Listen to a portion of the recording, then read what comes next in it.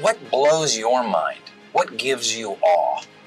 Well, I think that the nature of the universe gives me awe, and just the huge expanse of the universe, how far away things are and how big they are, and the fact that there are things like supermassive black holes that are equal to 1 billion suns.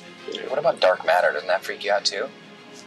Yeah, and dark matter is also, dark matter and dark energy are kind of interesting, because I'm not sure what those actually are. Yeah, nobody does, Elon. Those actually are, and particularly dark energy. In fact, this is why, that may be an argument for this being a simulation, because in a simulation, you wouldn't, you could just make things be however you want. The laws don't all have to be consistent.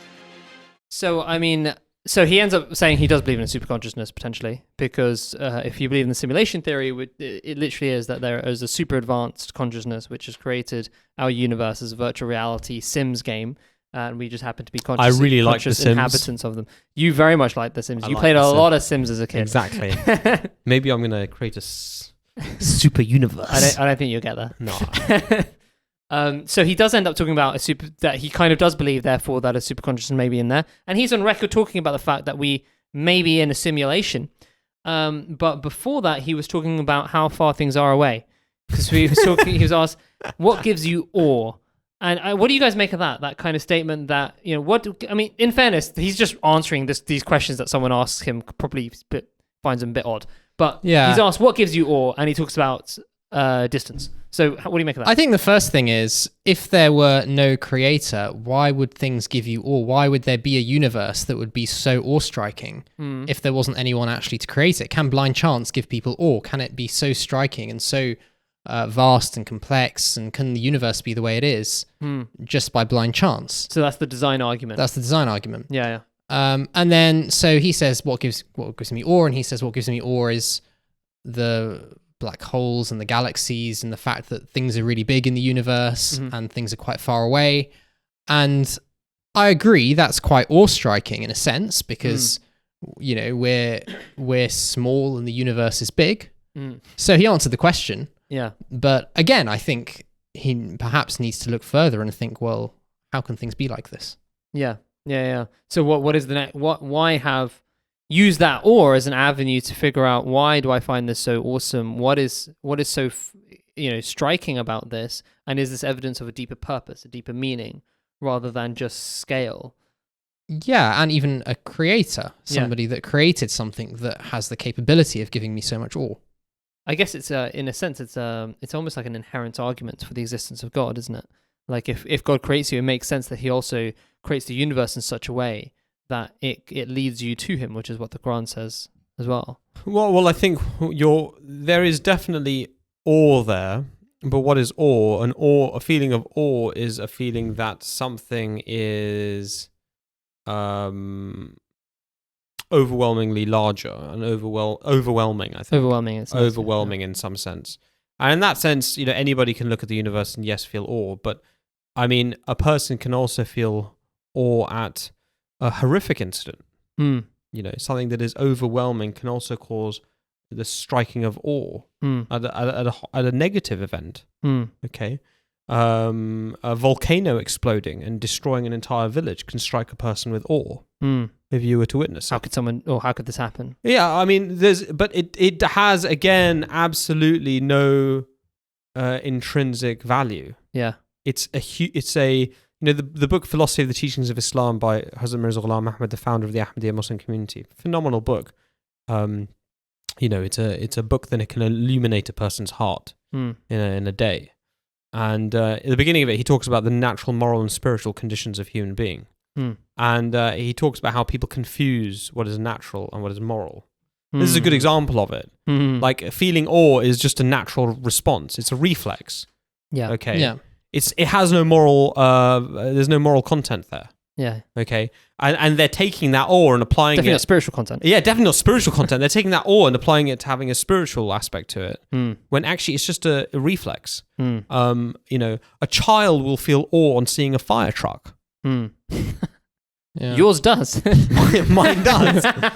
It's like, oh, truck. Right? A child will feel awe on seeing a fire truck. I've said this to you before. a really newborn baby will experience awe on looking at their hands and looking at their feet and figuring out that they've got hands and feet. Like there comes a moment when they suddenly realize they've got feet. Yeah. And it is a moment of awe and amazement and joy. Yeah. It has no meaning. It's meaningless. I mean, it can only have meaning in a framework that is meaningful. So if you have a framework that things were designed by God, you can see the great structures of the universe will be reflective of God's power. And that's something which is awesome. Because God's power, therefore, is so much greater than ours that it's unbelievable. It's transcendent. You know, if you have your feeling of awe, even in a small local level, if you go to a big church or a great place of worship, people may say that they get that kind of feeling, but it's within that kind of it's because it evokes a sense of humility on a cosmic scale in the framework that this is a godly place and that this is God has created us. But if it's just there's a star really far away, it's really big. It's really big. In a universe which was created out of chance and has no meaning, and ultimately we're all just going to be sucked into a black hole. What is awesome about that? that's not really awesome. No, it's not. Also, in an atheistic context, we are basically, as human beings, the highest consciousness possibly in the universe. Yeah. And so is it possible that we would get so awestruck by non-living things that are so much greater or more powerful than us? Or is it more logical that the reason we feel awe is because we're small, but there is a consciousness that is greater than us behind all of that? Yeah, there's like an inherent sense of this was not from this is from something greater. Yes.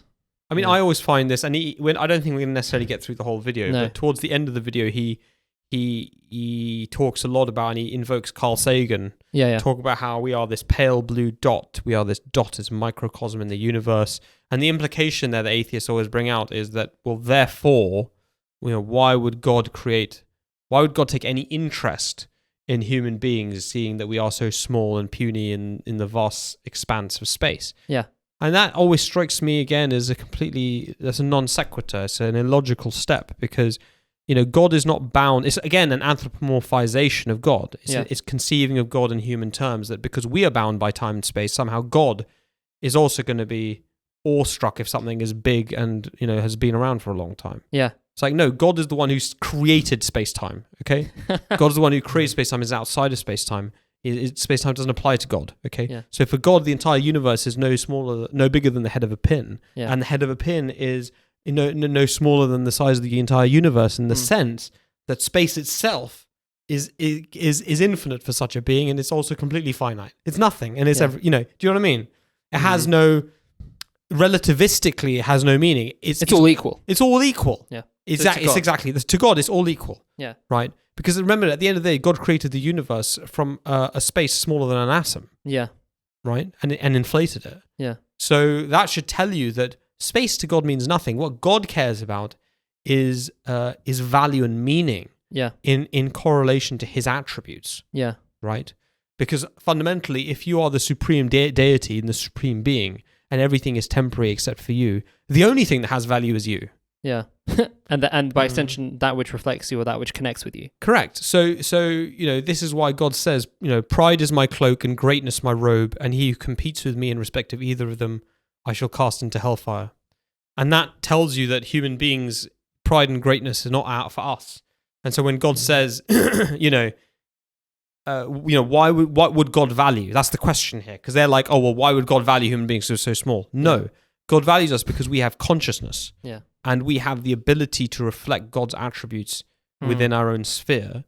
And to that extent, a human being in their 5'4", shoulder width dimension is more valuable than a 10 trillion light years of empty space, right? Yeah.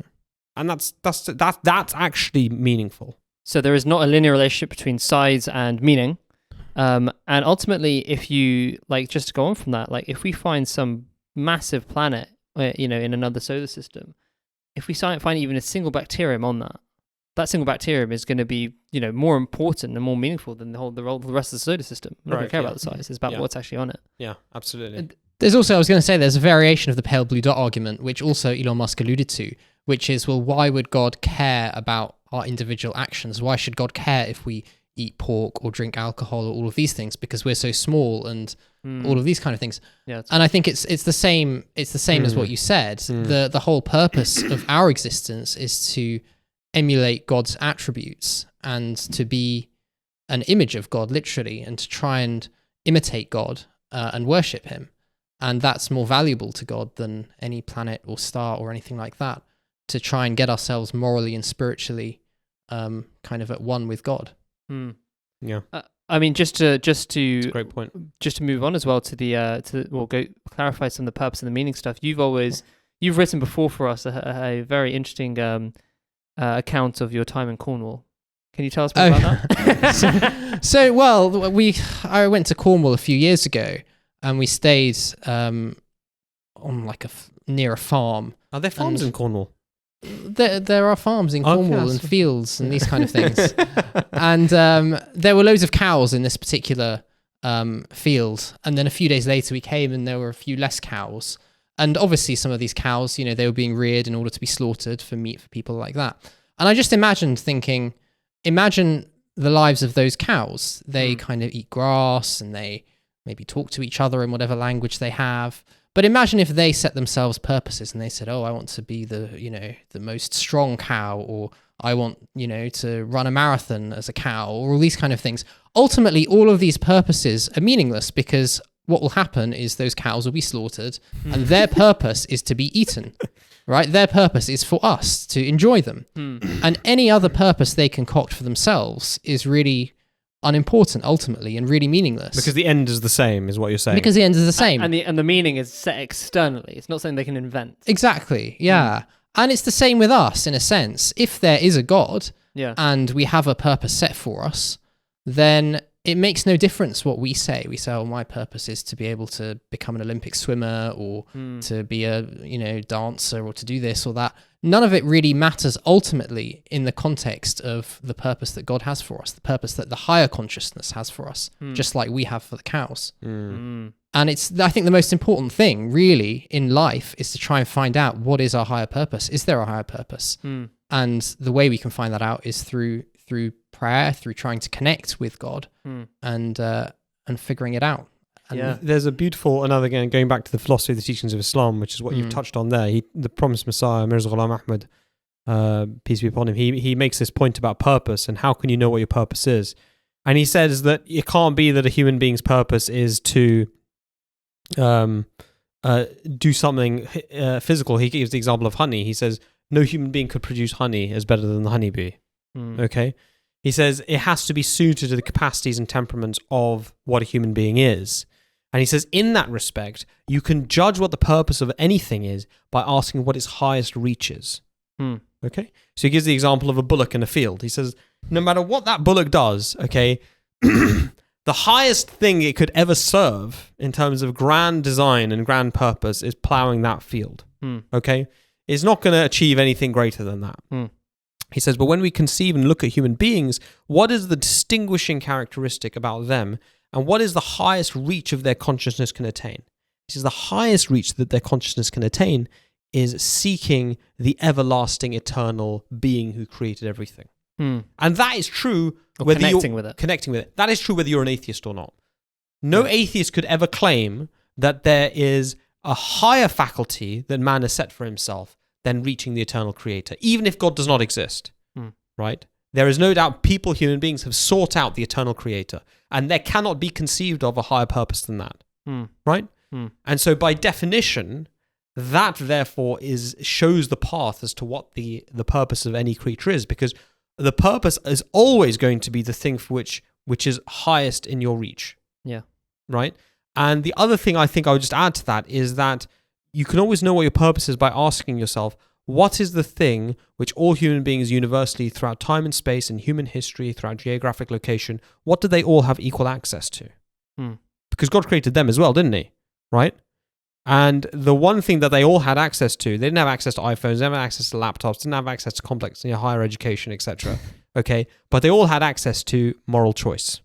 Moral choice and the ability to reach God through prayer. So it's not about your intellect, it's not about your looks, it's not about your money. Yeah. It's actually about your choices, and that is spread equally those options are spread equally between all human beings. You know, and there's probably a reason why they asked Elon Musk that question about who do you worship, because they probably think, well, he's got more weight on this issue because he's the richest. He's achieved the best materially of any other human being. But in reality, he is not the prime person to answer that question. He has Very equal weight to answer that question, and we all have equal not capacity, but ability perhaps to reach God or to opportunity to connect with God. Yeah. I mean, we've spoken a lot about then the theistic framework gives you purpose, gives you meaning, that is to connect and reach with God. And I think this kind of video and so many other videos like this and a lot of things he's talking about, Carl Sagan, Elon Musk, these kind of people, they try and invent meaning in a meaningless framework. But I think it's worthwhile seeing what an honest atheist says, because there aren't that many in respect of actually saying that this is all completely meaningless. But there was one famous one, Professor William Provine, who was in this movie on intelligent design called Expelled, No Intelligence Allowed, and he kind of lays it out quite starkly. So let's take a look what he said. No gods, no life after death, no ultimate foundation for ethics, no ultimate meaning in life, and no human free will are all deeply connected to an evolutionary perspective. You're here today and you're gone tomorrow, and that's all there is to it. Dr. Will Provine, professor of the history of biology at Cornell University, gave us another disturbing glimpse into where Darwinism can lead. Oh, I was a Christian, but I never heard anything about evolution because it was illegal to teach it in Tennessee. Dr. Provine's first biology professor changed all that. He started talking about evolution as if it had no design in it whatsoever. And I came up to him and I said, "You've left out the most important part." And he said, "If you feel the same way at the end of one quarter, I want you to stand up in front of the students in this class and tell them this deep lack in evolution." And I read that book so carefully, and I could find no sign of there being any design whatsoever in evolution. And I immediately began to doubt the existence of a deity. But it starts by giving up an active deity. Then it gives up the hope that there's any life after death. When you give those two up, the rest of it follows fairly easily. You give up the hope that there's an immanent morality. And finally, there's no human free will. If you believe in evolution, you can't hope for there being any free will. There's no hope whatsoever of there being any deep meaning in human life. We live, we die, and we're gone. We're absolutely gone when we die. So he's absolutely right. I mean, atheism is completely tied up with materialism and this idea of unguided evolution. We are just physical substrates. We are nothing but brains in some kind of animation. We have no free will, no real free choice. That's who we are. I mean, obviously we believe in evolution, but we believe in evolution that was guided by God, designed by God. So that's a different form of evolution. He's talking about atheistic evolution. But that's all you can really say. There is no meaning. Don't try and invent it. Don't put inspirational music against a space backdrop. Like, just accept it. Like, there's no meaning. It's all pointless. Well, don't accept it. I mean, the thing is that we all rebel against it. We all know intrinsically there is actually greater meaning. Yeah. But people should use that and figure out, well, how can there be meaning? The only way it can be meaning is that if there is a God. That's the only avenue that you have. So people should embark upon that, then descend into the kind of despair and depression of Professor Provine. That's why people say they're spiritual, I guess, because even if they're not religious, they say they're spiritual because what they want is to connect with something greater than just what's material. And they ascribe spirituality to all these various things. But the fact that, again, they have this impulse for it suggests that perhaps it's not that they should be looking for. They should be looking for the ultimate source of spirituality and purpose and meaning, being God.